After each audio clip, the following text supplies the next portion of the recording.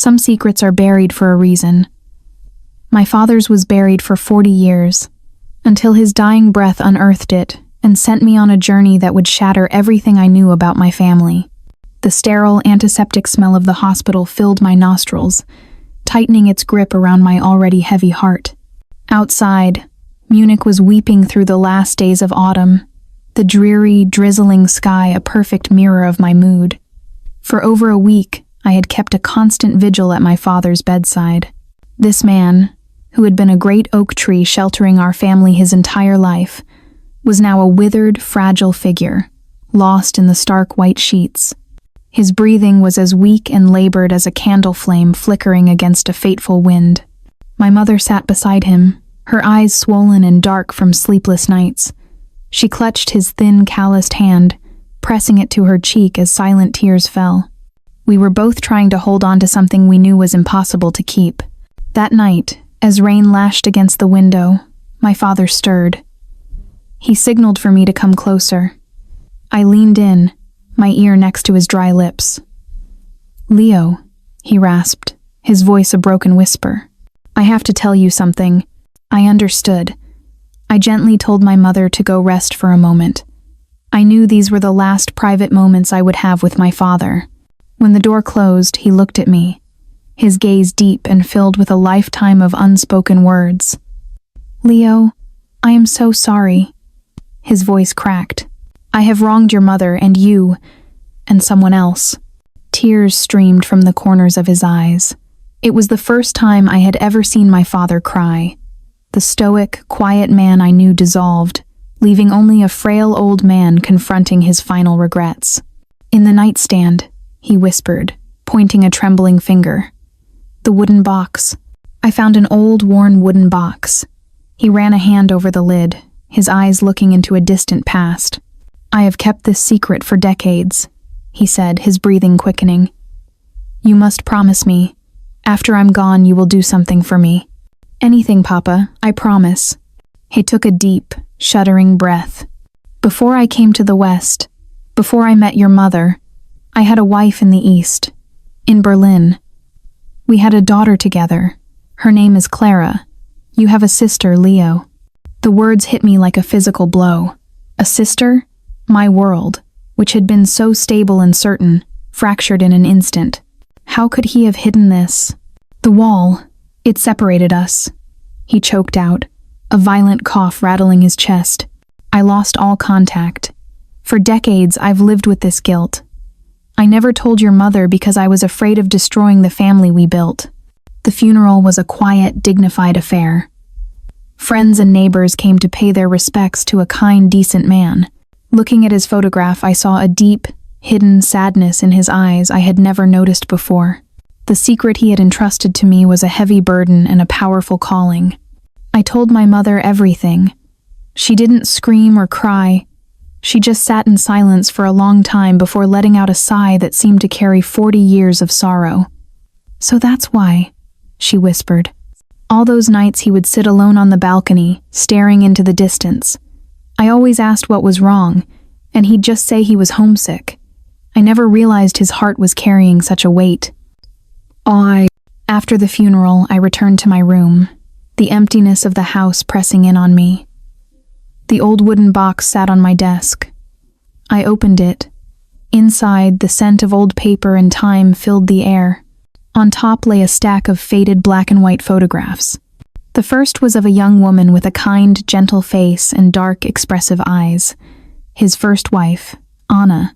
Beside her was my father, young and strong, his eyes alight with a happiness I had never seen in him. The next photo was of him holding a beautiful, chubby baby girl. She had her mother's dark eyes. This was Clara, my sister. Beneath the photos was a thick bundle of letters, tied with a faded ribbon. They were letters he had written but never sent. The first was dated 1975. "My dearest Anna and my sweet Clara, I made it to Munich safely." He wrote of his first days in a new city, of his gnawing loneliness and how desperately he missed his wife and child. Reading them, my heart ached. The Iron Curtain, a cruel scar of history, had torn his family apart.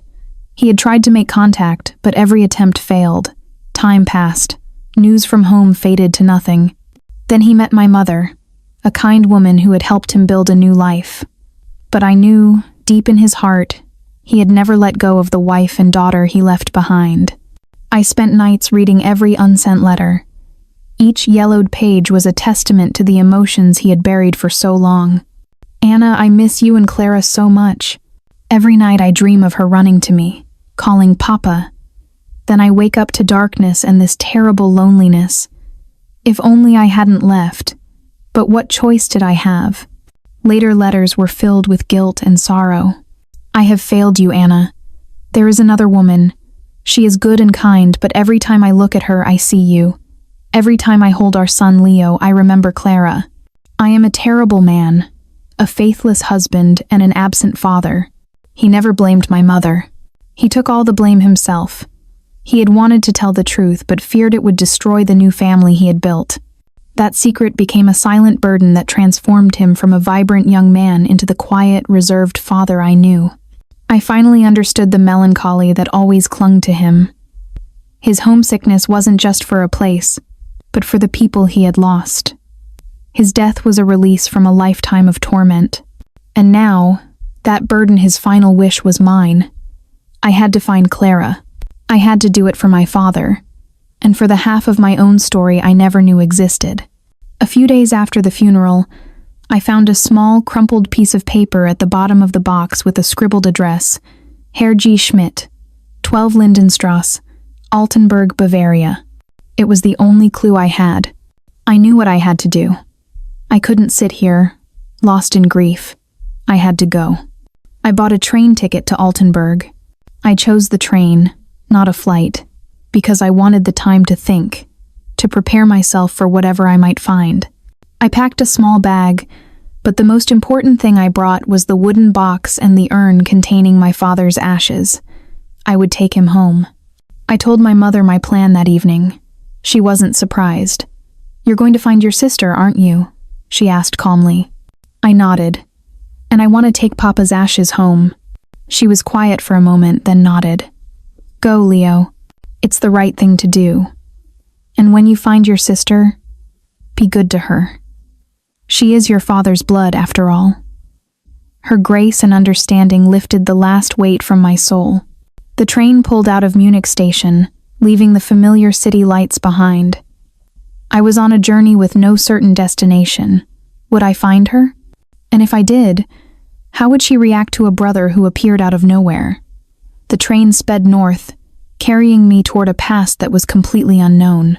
After arriving in the small city of Altenburg, the first thing that struck me was how much it had changed. The address my father had written down led to a part of town that was now a bustling commercial street. The old Lindenstrasse was now called something else, swallowed by modern development. I started by asking at a small cafe. An elderly woman behind the counter squinted at the address. "Schmidt?" she murmured. There were many Schmidts here, but Lindenstrasse. "Ah, that's the old name for the street just behind here. Go to the end of the lane. Ask for Frau Keller. She has lived here her entire life. If anyone knows, she will." I found her house at the end of a quiet, cobblestoned lane. Frau Keller, a sharp-eyed woman in her 80s, was tending to her roses. I introduced myself and explained I was from Munich, searching for family who used to live here. When I said the name Schmidt, her eyes lit up with recognition.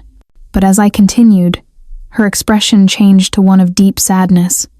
She invited me inside for a cup of tea. The story she told me felt like a second death.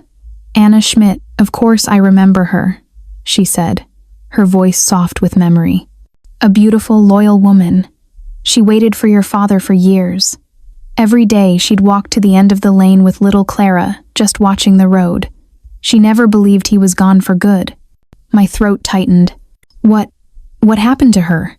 Frau Keller looked at me with pity. "She passed away, my boy. More than a decade ago. All those years of hard work and heartbreak, they wore her down. Her heart just gave out one winter. The world swam before my eyes.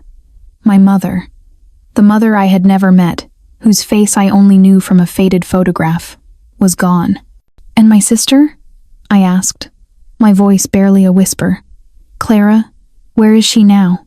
This was when the story turned even darker. "Ah, poor Clara," Frau Keller sighed. "She was a bright, lovely child, but when she was 5, she came down with a terrible fever. The doctors in those days, they did what they could, but it was too late. The fever left its mark. Her mind, it never grew past that of a child.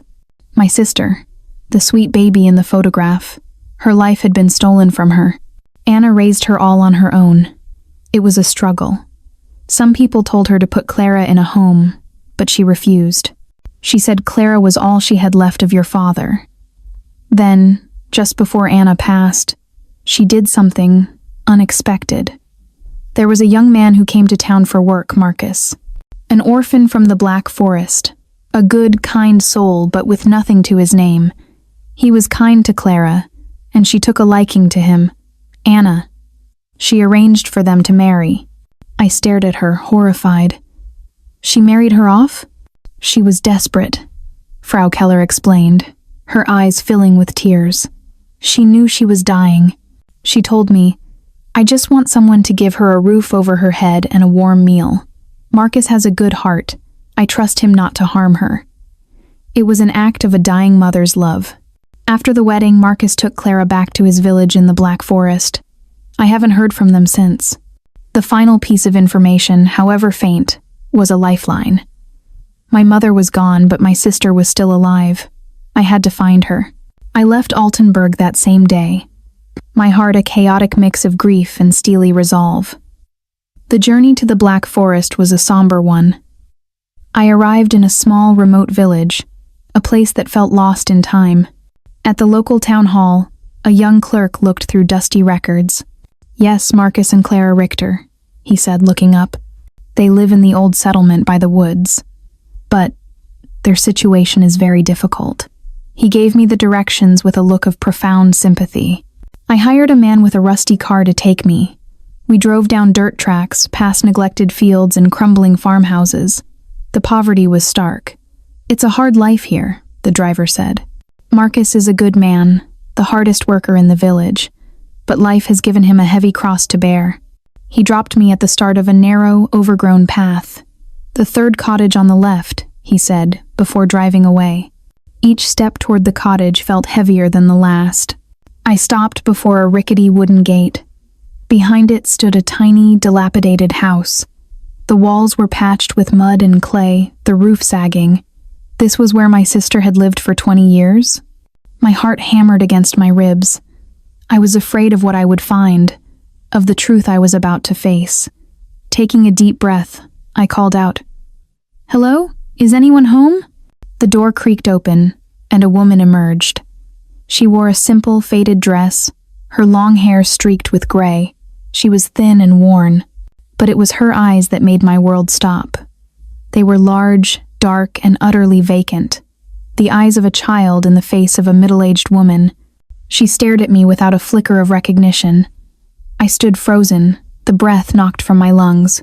This was Clara? My sister? The vibrant little girl from the photograph was gone, replaced by this ghost.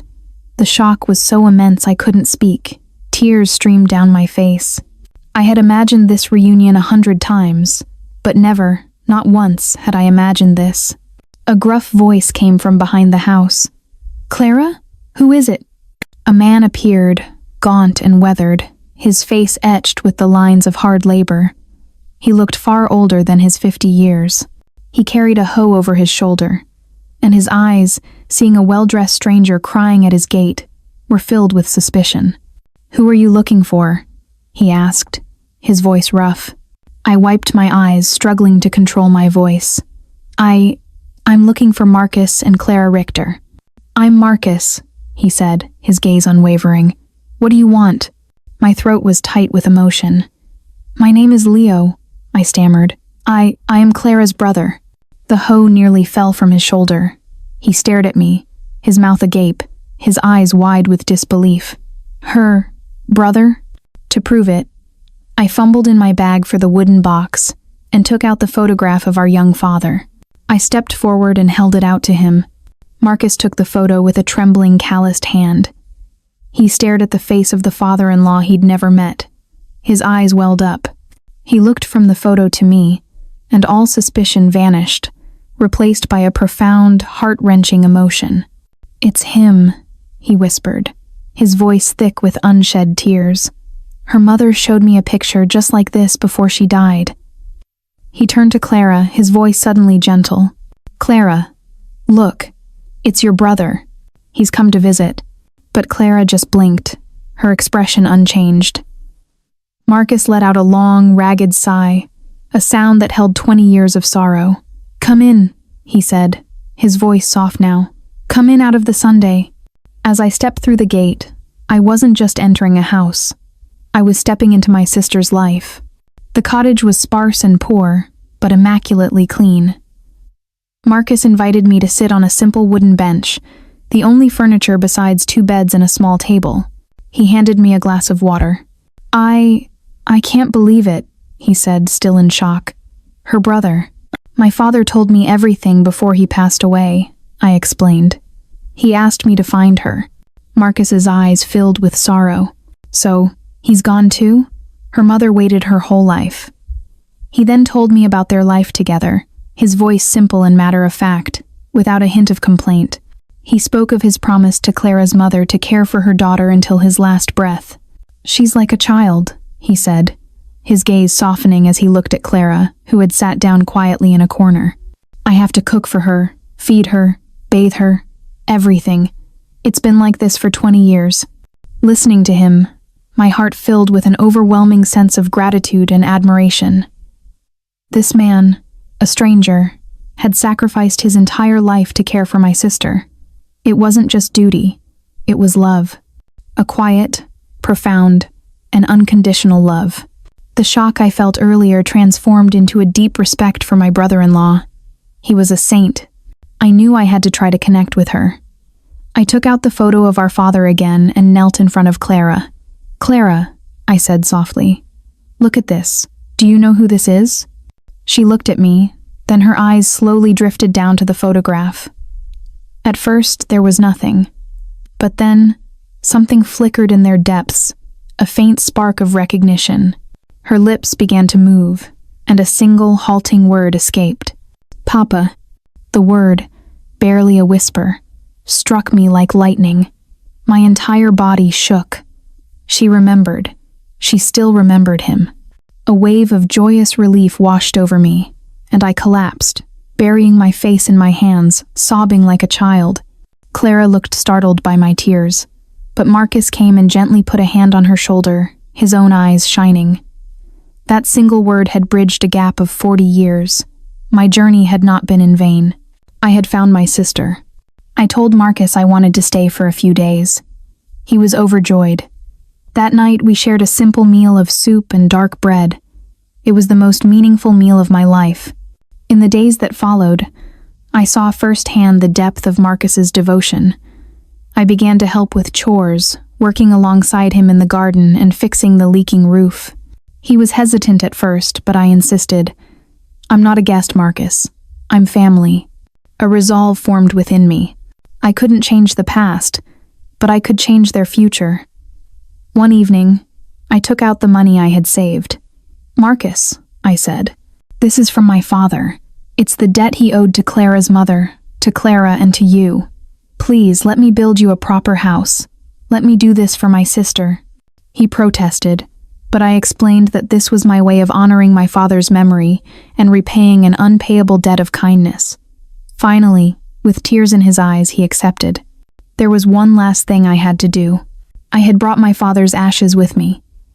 "Marcus," I said the next morning, "I want to bury my father's ashes here, in the yard, under that old apple tree, so he can be close to Clara, so he can watch over her." Marcus nodded, his eyes full of understanding. Together, the two of us dug a small hole under the branches of the gnarled old tree. I placed the urn inside, my heart at peace. As we filled the grave, Clara came out, holding the photo of our father. At that moment, I felt a sense of completion.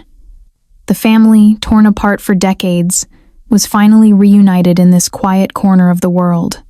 In the months that followed, I kept my promise. With the help of the villagers, we built a sturdy new cottage for Marcus and Clara. It wasn't a mansion, but it was warm, dry, and filled with new furniture. The greatest change, however, was in Clara. With better care and a more comfortable life, she began to blossom in her own way. Her eyes became brighter, more aware. Then, one day when I returned for a visit, she saw me from the porch. A slow, radiant smile spread across her face, and then she called out, her voice clearer than I had ever heard it. "Leo." My heart burst. I ran to her and hugged her tightly. Her arms, though frail, wrapped around me. This was the true homecoming. I told my mother in Munich the whole story. She listened quietly, tears in her eyes. "You did the right thing, Leo," she said. "Your father would be so proud. My journey to find my roots is over, but a new journey of family, love, and healing has just begun. Every time I visit, I stop by the apple tree. I no longer feel the weight of my father's secret, only a profound sense of peace. I know that somewhere he and Anna are smiling, because their children, after so many lost years, have finally found each other.